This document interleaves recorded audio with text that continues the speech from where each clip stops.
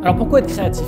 On a entendu la créativité, on pense souvent que c'est l'innovation, de nouveaux produits, de nouveaux services. C'est bien plus que ça. Même si on ne fait pas partie de l'équipe créa, on peut être créatif et on peut avoir de nouvelles idées.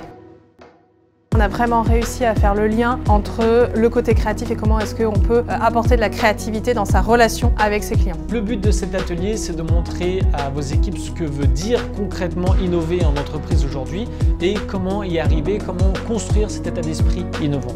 Imaginez qu'une personne puisse lire dans vos pensées ou se mettre à voler devant vous, une personne qui passe à travers un mur. Vous allez me dire que c'est impossible.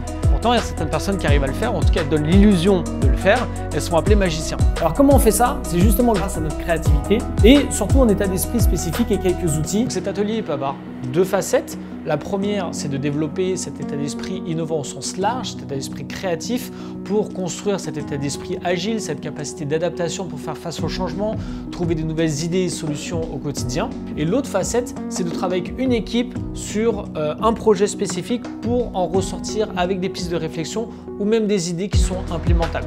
Évidemment, cette deuxième facette demande plus de temps, parfois même du consulting, du coaching derrière. Se bouger, être créatif, oser faire un truc un petit peu différent, c'est des petites améliorations. Et sur quoi vous allez porter ces petites améliorations?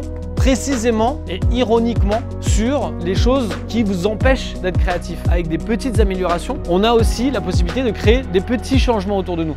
C'est pour ça qu'il y a un truc que nous les magiciens on utilise. On se dit « Ah, c'est impossible, sauf si… » Et là, c'est un nouveau point de départ.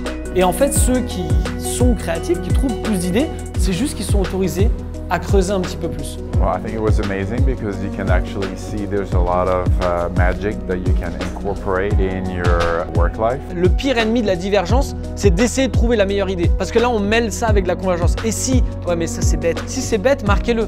Si c'est impossible, marquez-le quand même. Divergence, c'est partir dans tous les sens.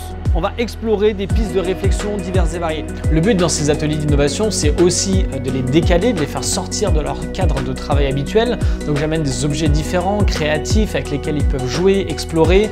Il y a une ambiance différente, je privilégie beaucoup d'interactivité. Le but, c'est qu'ils apprennent à générer de nouvelles idées seuls et en groupe, mais en même temps qu'ils s'amusent. Je pense que le ludique a sa place dans ce genre d'atelier.